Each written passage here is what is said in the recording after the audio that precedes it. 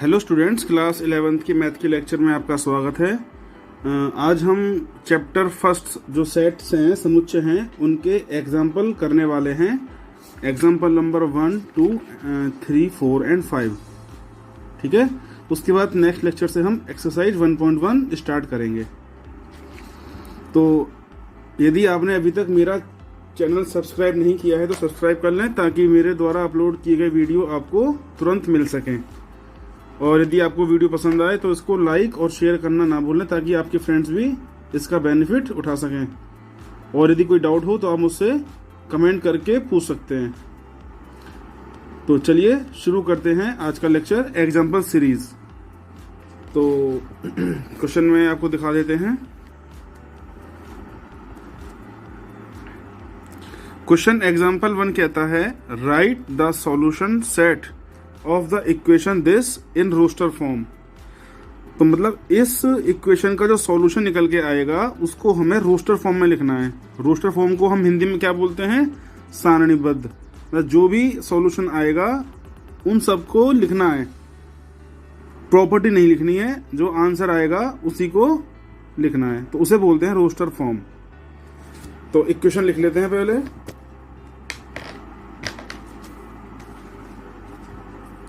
Equation है अपने पास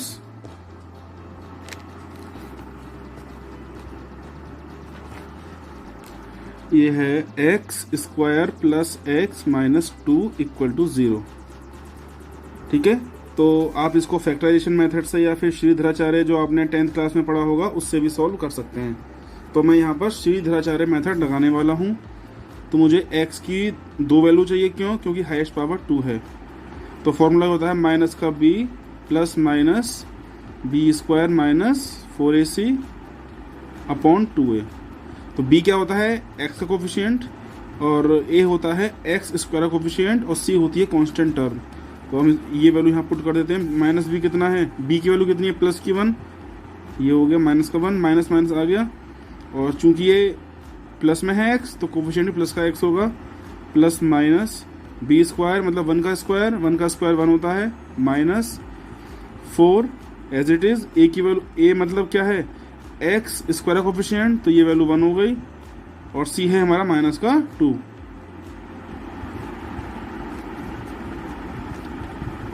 upon 2a। ए की वैल्यू है 1, तो 2 इंटू 1 2। तो अब सॉल्व करते हैं। माइनस का 1 as it is plus minus, तो 4 2 जा 8, माइनस का 8 इंटू 1 माइनस का 8, माइनस माइनस प्लस हो जाएंगे, प्लस का 8, 1 plus 8 9 upon 2 is equal to minus 1 plus minus 3 हो जाएगा। √3 की वैल्यू 2। तो एक बार हम ले लेंगे प्लस का साइन, एक बार ले लेंगे माइनस का साइन। तो माइनस का 1 प्लस का 3 अपॉन 2 एंड माइनस का 1 माइनस का 3 अपॉन 2। तो ये कितना हुआ? माइनस का 1 प्लस का 3 2 अपॉन 2 1, माइनस का 1 माइनस का 3 तो माइनस का 4, माइनस का 4 अपॉन 2 माइनस का 2। तो ये हो गया सॉल्यूशन। तो पहले आपको रोस्टर फॉर्म में लिखने के लिए इसका सॉल्यूशन निकालना होगा। तो अब क्या सॉल्यूशन होगा? तो हम लिख देंगे roster form is equal to, roster form हो या सेट बिल्डर थ्योरम हो, सेट बिल्डर फॉर्म हो, आपको मजला ब्रैकेट तो लगाना ही होता है। Question complete. ठीक है, चलिए अब आते हैं क्वेश्चन नंबर 2 पे। क्वेश्चन नंबर 2 में कहता है, write the set this in the roster form. क्या कहता है? कंडीशन क्या दे रखी है? अब देखिए पता कैसे पड़ेगा कि रोस्टर फॉर्म है या फिर सेट बिल्डर है। तो यदि आपको ब्रैकेट के अंदर ये 2 बिंदियां, 2 पॉइंट, इसे बोलते हैं सच दैट का साइन दे रखा है, तो समझिए कि वो आपको समोच्चय निर्माण रूप सेट बिल्डर फॉर्म दे रखी है। तो समोच्चय निर्माण को इंग्लिश में बोलते हैं सेट बिल्डर फॉर्म, और रोस्टर को रोस्टर भी बोलते हैं। और हिंदी दूसरा नाम है इसका हिंदी का सारणीबद्ध। सारणी मतलब पूरी लिस्ट बनानी है। तो क्या है? x such that x is a positive integer and x square is less than 40। तो x एक कोई भी एलिमेंट होगा, कोई भी नंबर होगा जो पॉजिटिव इंटीजर है, मतलब धन पूर्णांक है, और x की वैल्यू ऐसी लेनी है कि यदि हम उसका स्क्वायर करें तो वो 40 से कम आना चाहिए।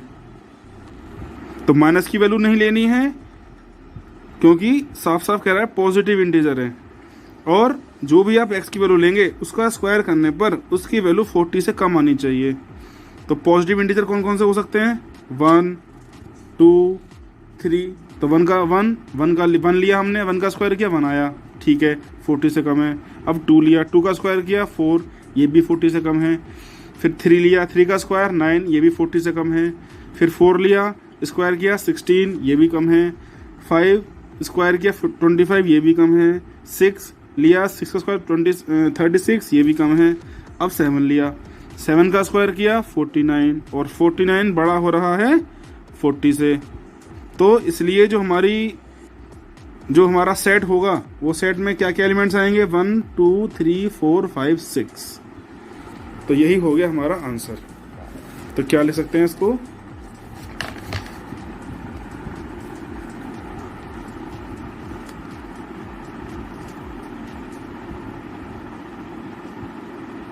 One, 2, 3, 4, 5 and 6। इतना ही करना था इस क्वेश्चन में। अब क्वेश्चन नंबर 3 में आते हैं।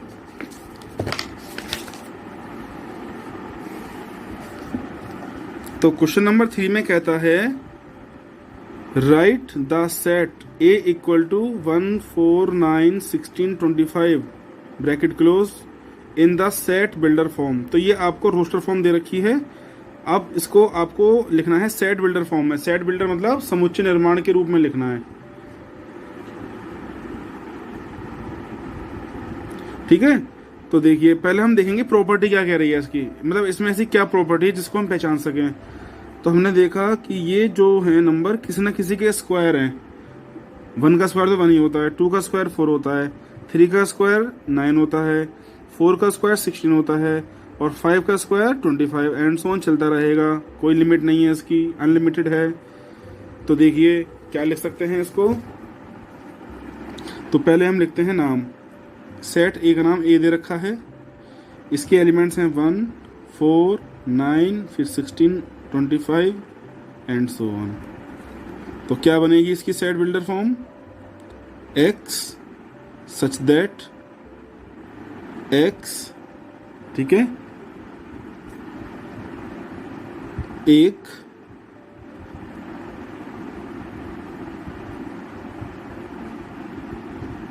प्राकृत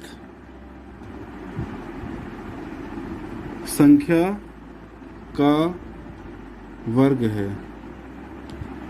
एक तो आप इसको इस तरीके से भी लिख सकते हो, या फिर इसको आप एक तरीका और है लिखने का, x सच दैट जो हमारा x है, ये जो हमारा हमने इसको x माना है, ये जो हमारा x है ये नेचुरल नंबर का स्क्वायर है। तो यदि हम किसी नंबर का नेचुरल नंबर का स्क्वायर कर दें तो उसकी वैल्यू हम x में पुट कर देंगे तो हमारा ये आ जाएगा। तो n क्या है? 1। 4 के लिए 2 हो जाएगा नेचुरल नंबर, 9 के लिए 3 हो जाएगी n की वैल्यू, 16 के लिए 4 हो जाएगी, ठीक है। और जो हमारा n है, वेयर या जहां जो हमारा n है वो बिलोंग करता है नेचुरल नंबर को।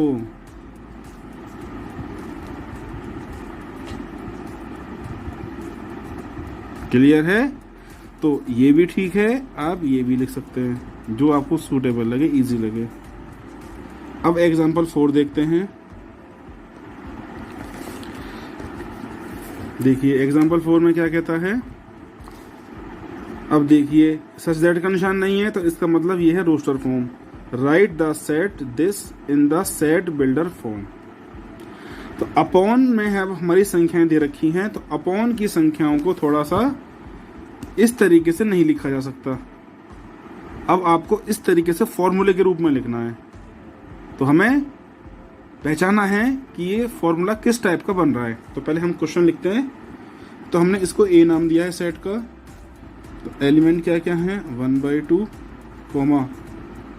2/3, 3/4, 4/5, 5/6, 6/7। तो ये रोस्टर फॉर्म दे रखी है अपने को। अब देखिए ये तो आएगा, ये आएगा x ये। अब देखिए जो नीचे की वैल्यू है वो ऊपर की वैल्यू से 1 एक्स्ट्रा है या नहीं। यहाँ 1 है तो यहाँ 2 है, यहाँ 2 है तो यहाँ 3 है, यहाँ 3 है तो यहाँ 4 है। यही पैटर्न चल रहा है अपने पास। तो यदि मैं ऊपर वाली संख्याओं को n मान लूं तो नीचे वाली को मैं n+1 लिख सकता हूं।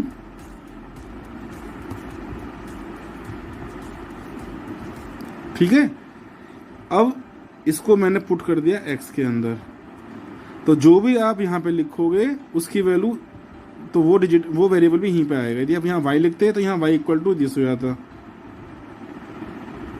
तो x ये है सच दैट इस तरीके से कि ये बन रहा है फॉर्मूला।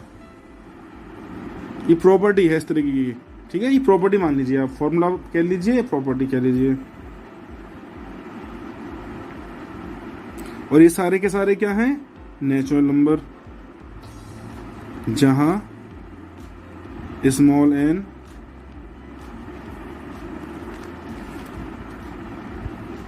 एक प्राकृत संख्या है।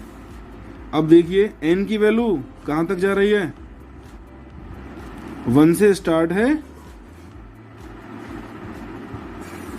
ठीक है, और 6 तक जा रही है। 7 नहीं कह सकते क्योंकि 7 तो आया है n में 1 जोड़ के। तो जो हमारी n की वैल्यू है वो किस किस के बीच में लाई करेगी? तो n लिख दिया हमने यहाँ पे।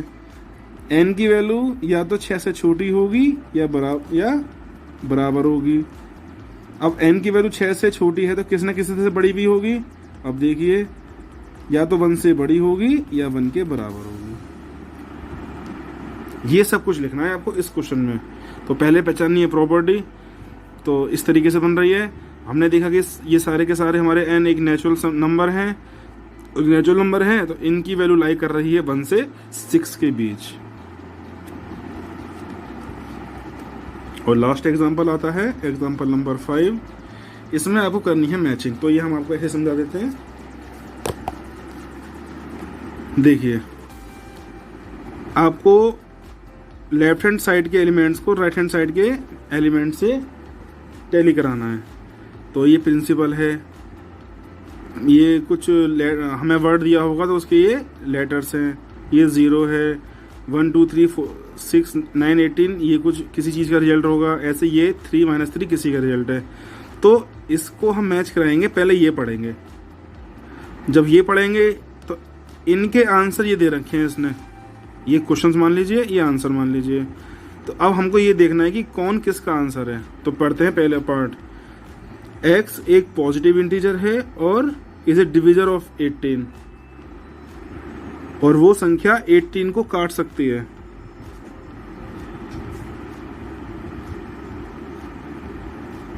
ठीक है, तो इसका आंसर क्या होगा? 3rd। तो इसका आंसर कैसे 3rd होगा? अब देखिए कुछ बात सुन करूं। ठीक है, तो देखिए अब अगर कोई संख्या है और 18 को वो काट सकती है तो बहुत सारी संख्या होंगी। 1 होगी, 1 ही है, 2 से भी कट जाता है 18, 3 से भी कट जाता है, 6 से भी कट जाता है, 9 से भी कट जाता है और 18 से भी कट जाता है। तो इसका मतलब ये हुआ जो a है वो 3rd के साथ आएगा। चलिए अब क्या कह रहा है? x एक इंटीजर है और सॉल्यूशन है, और इसका सॉल्यूशन निकालना है हमें। किसका? x² - 9 = 0। तो x² = 9 लिख सकता हूँ। तो x की वैल्यू क्या आएगी? +-3 आएगी। ये आ गया, प्लस का 3 होगा एक और एक माइनस का 3 होगा। तो b आ जाएगा 4th के साथ। अच्छा जी, x यहाँ भी एक इंटीजर है, पूर्णांक है, और हमें इसका आंसर ऐसे निकालना है कि दोनों साइडें बराबर हो जाए। तो x की जगह मैं क्या रखूं कि 1 आ जाए? तो मुझे यहाँ पर क्या रख सकता हूँ? मैंने देखा कि यहाँ पर हम 0 रख सकते हैं। यदि मैं यहाँ पर 0 पुट कर दूं तो 0 + 1 कितना आएगा, 1 आएगा, तो C आएगा सेकंड के साथ। अब देखो प्रिंसिपल, ये तो कोई भी बता देगा आगमन करके, इसका सॉल्यूशन, इसका मैच ये होगा। तो हमें ये जो उसने यहाँ पे लिखा है, ये प्रिंसिपल वर्ड के लेटर लिखे हैं। P हो गया, R हो गया, I हो गया, N हो गया, C हो गया। I हम पहले लिख चुके हैं, दोबारा नहीं लिखेंगे। P भी हो चुका है, दोबारा नहीं लिखेंगे। A नहीं लिखा है, A आएगा। L भी नहीं आया है, L आएगा। तो D का आंसर फर्स्ट होगा। तो उम्मीद करता हूँ कि आपको ये एग्जाम्पल अच्छे से समझ में आ गए होंगे। यदि कोई आपको डाउट है तो आप मुझसे कमेंट करके पूछ सकते हैं। और यदि वीडियो, मैं फिर से कहता हूँ, अगर वीडियो पसंद आया तो उसको लाइक, कमेंट करना और उसको मतलब शेयर करना ना भूलें। और कमेंट में आप मुझसे कोई भी क्वेश्चन या डाउट पूछ सकते हैं। तो अगले लेक्चर से हम एक्सरसाइज 1.1 शुरू करेंगे। तो वीडियो काफ़ी लंबा ना हो तो हम इसको 2 पार्ट में बनाएंगे।